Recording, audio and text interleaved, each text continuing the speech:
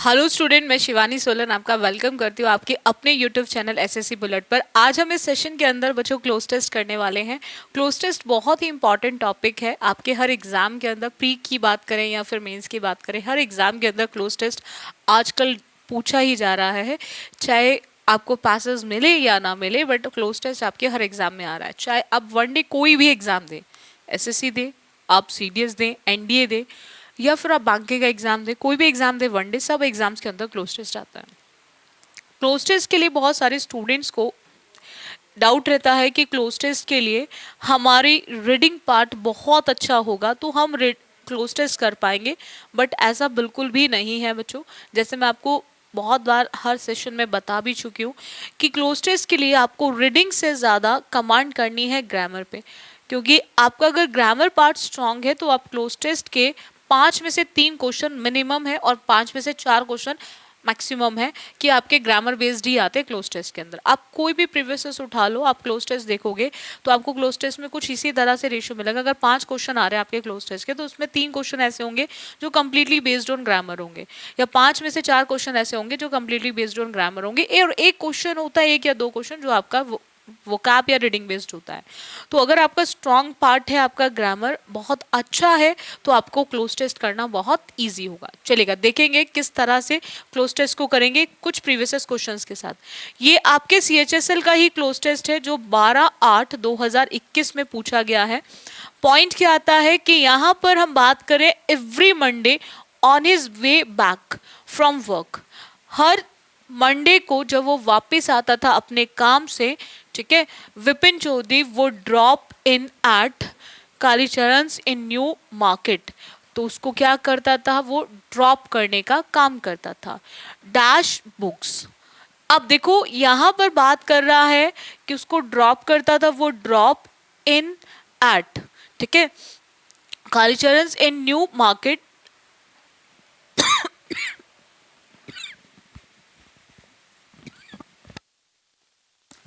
अब देखो यहाँ पे आफ्टर दैट अब आपको देखना है बॉट का यूज होगा, बाय का यूज होगा, टू बाय का यूज होगा या बाइंग। हमें ये क्लियर है कि बाइंग तो आएगा नहीं, क्योंकि विदाउट हेल्पिंग वर्ब आईएनजी का यूज नहीं होता।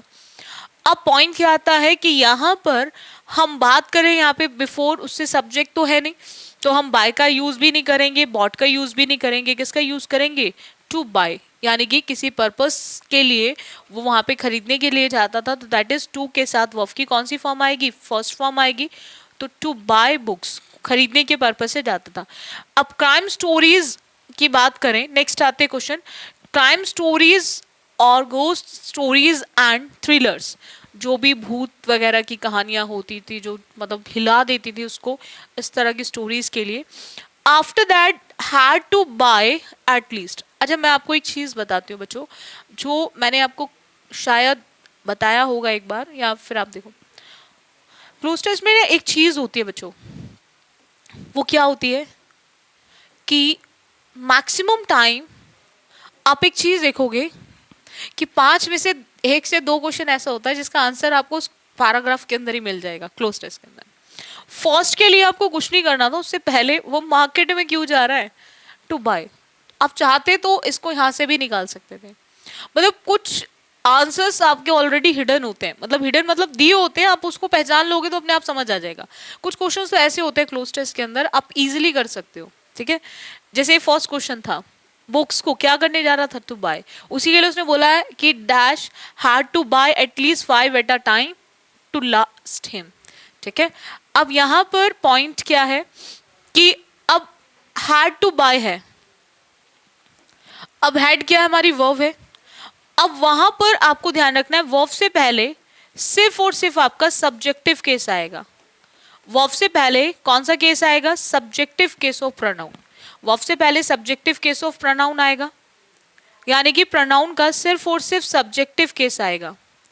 अब देखो पॉइंट क्या आता है बच्चों, अगर मैं हिम की बात करूं, हिम आपका ऑब्जेक्टिव केस है, और हम बिफोर वर्ब कभी भी ऑब्जेक्टिव का यूज नहीं करते, खत्म।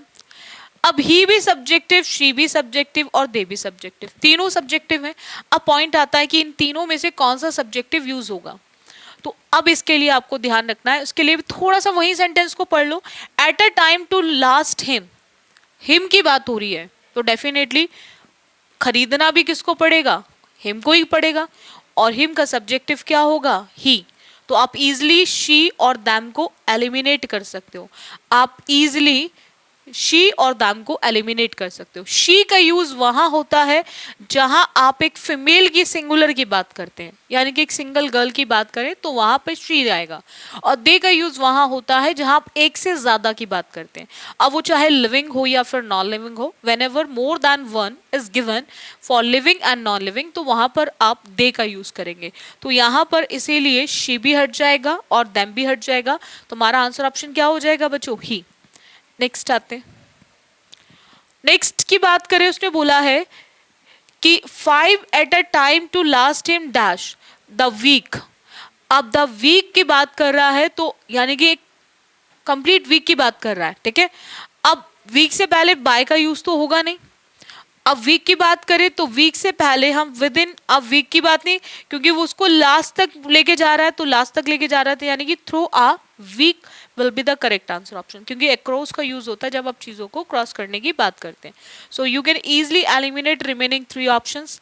नेक्स्ट आते हैं, नेक्स्ट की बात करें, and didn't like the week after that, इसने बोला ही लिव्ड अलोन, वो अकेला रहेगा, was not a good mixer, वो जल्दी से लोगों के साथ मिक्सअप नहीं होता, ठीक है। कुछ होते हैं ना बहुत जल्दी से दूसरों के साथ मिक्सअप हो जाते हैं, कुछ ऐसे लोग होते हैं जो जल्दी से दूसरों के साथ मिक्सअप नहीं हो पाते। And had few dash and didn't like spending time in ideal chat, ठीक है। जो इधर उधर आपने देखा होगा ना, आइडियल पर्सन जो अनऑक्यूपाइड होते हैं, उनका क्या काम होता है, लगे रहते हैं बस चैट करते रहते हैं, तो इस तरह की उसको वो लाइक भी नहीं करता है, समय को इस तरह से बर्बाद करना भी नहीं पसंद करता है कि वो अनऑक्यूपाइड पर्सन की जगह जो कहीं बिजी नहीं है, बस इधर उधर अपने टाइम को स्पेंड कर रहा है। अब वो दूसरों के साथ मिक्सअप नहीं हो पाता, इसलिए उसके जो उसके साथ वाले लोग हैं वो बहुत कम है। अब साथ वाले उसके सर्वेंट, स्टूडेंट, फॉलोवर्स नहीं, किसकी बात कर रहा है, वो फ्रेंड्स की बात कर रहा है। दूसरों के साथ मिक्स नहीं होगा तो डेफिनेटली अगर हम किसी के साथ मिक्स नहीं होंगे तो हमारा फ्रेंड सर्कल बहुत कम होगा। तो यहाँ पर हम बात कर रहे हैं किसकी, फ्रेंड्स की, फॉलोवर्स, सर्वेंट्स एंड स्टूडेंट्स की बात नहीं की जाएगी। नेक्स्ट आते हैं, नेक्स्ट उसने बोला today at Kalicharan's Vipin Babu had a dash that somebody was observing him from close quarters। उसने क्या देखा कि उसे ऐसा लगा कि कोई ना कोई ऐसा पर्सन है जो उसे बहुत ज्यादा क्लोज उससे देख रहा है, नजदीकी से देख रहा है। अब ऐसा वो क्या करेगा, उसको इंट्यूशन आएगी, यानी कि उसको ऐसा क्या होगा कि इंस्टेंट मतलब अंतर ज्ञान बताएगा उसका, या फिर परसेप्शन, जब चीज़ों को हम क्या करते हैं संरक्षण मतलब कोशिश करते हैं कि चीज़ों को संज्ञान करने की, जिसको बोलते हैं, ठीक है। और अब यहाँ पर अगर हम इसकी बात करें तो उसका मतलब होता है जो मीनिंग होता है, तो उसको ऐसा केवल क्या होगा, फील होगा, और फील से बना है हमारा फीलिंग, तो feeling is the correct answer option. Next आते हैं, अगेन नेक्स्ट आपका CHSL का ही पैसेज है, क्लोज टेस्ट 13/4/2021 का। आपको देखना है कि I have always enjoyed flying, मैंने हमेशा एंजॉय किया, ठीक है, उड़ना। I wasn't afraid dash my mother and I boarded अंसा airline flight 508, ठीक है। अब यहां पर चेक करना है कि व्हेन, हाउ, वेयर या फिर इफ। अब यहां पर उसने क्या बोला है कि I wasn't afraid dash my mother and I boarded. अब जब बोर्ड करने की बात हो रही है, उड़ान भरने की बात की जा रही है, तो वहां पर एक उड़ान भरने का एक टाइम होगा। हाउ का यूज होता है जब आप किसी को अपने काम को किस तरह से करा, मैनर्स की बात कर रहे हो। वेयर का यूज होता है जब आप किसी प्लेस की बात कर रहे हो। इफ का मतलब होता है जैसे कंडीशनल में यदि के फॉर्म में आता है। तो we can easily eliminate remaining 3 option, यानी कि जब टाइम की बात हो रही है तो टाइम के लिए हम लोग क्या लगाएंगे, व्हेन। जब भी समय की बात की जाती है बच्चों तो वहां पर आप व्हेन का यूज करते हैं, ये ध्यान रखना है। नेक्स्ट आते हैं, नेक्स्ट उसने बोला बच्चों कि some people had dash flying लांसा because of a recent crash। कुछ लोगों ने उसके अंदर उड़ने के लिए यानी कि फ्लाइंग करने के लिए उस आइडिया को रिसेंट जो क्रैश हुआ था, रिसेंटली जो क्रैश होने की वजह से उन्होंने उस आइडिया को छोड़ दिया। और जब भी आप किसी चीज को त्यागने की बात करते हो, that is put off, give up, चीजों को त्यागना। तो त्यागना का मतलब होता है चीजों को गिव अप करना। और हैड के साथ वर्ब की थर्ड फॉर्म आएगी, तो इसलिए हम क्या लिखेंगे, गिवन अप का यूज करेंगे। किसका यूज करेंगे बच्चों, गिवन अप। किसी भी चीज को त्यागना, किसी चीज को छोड़ना, पुट ऑफ कर देना, चलेगा। नेक्स्ट आते हैं। नेक्स्ट क्वेश्चन में बच्चों क्या दे रखा है यहाँ पे, उसने बोला but dash and I had a good reason, ठीक है, फॉर फ्लाइंग।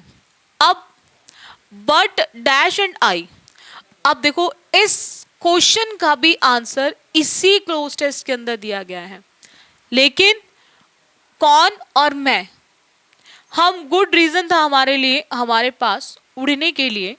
तो यहां पर पॉइंट क्या है, वो जा किसके साथ रहा है, वो जा किसके साथ है। तो यहां पर आपको ध्यान रखना है, हम बात किसकी कर रहे हैं, बात कर रहे हैं मदर की। तो इसका आंसर आप देखते तो पैराग्राफ के अंदर ऑलरेडी है। आई किसके साथ जाने की बात कर रहा है, तो यानी कि मदर के साथ। तो मदर की बात करें तो मदर के केस में हम आंसर ऑप्शन टिक कर सकते हैं, that is second. Second is the correct answer option. तो इस क्वेश्चन का आंसर ऑलरेडी पैराग्राफ के अंदर पहले ही दिया गया था आपको। चलिए नेक्स्ट आते हैं। नेक्स्ट क्वेश्चन की बात करें बच्चों, उसने बोला after that I had just dash secondary school in Lima and we wanted to. अब यहां पर हम बात कर रहे हैं हैड की, और ग्रामर में जहां भी बच्चों आपको हैज मिले या फिर हैव मिले या फिर आपको हैड मिले, ये सब अपने साथ सिर्फ वर्ब की थर्ड फॉर्म को लेकर आते हैं।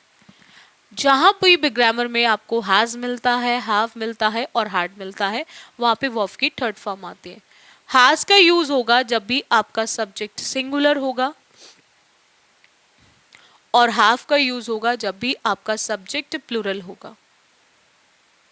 और हैड का यूज होता है सिंगुलर एंड प्लूरल दोनों के साथ, सिंगुलर के साथ भी और प्लूरल के साथ भी।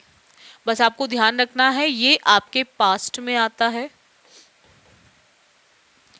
और ये दोनों आपके प्रेजेंट में यूज होते हैं। और फिनिश की बात की जाए तो फिनिश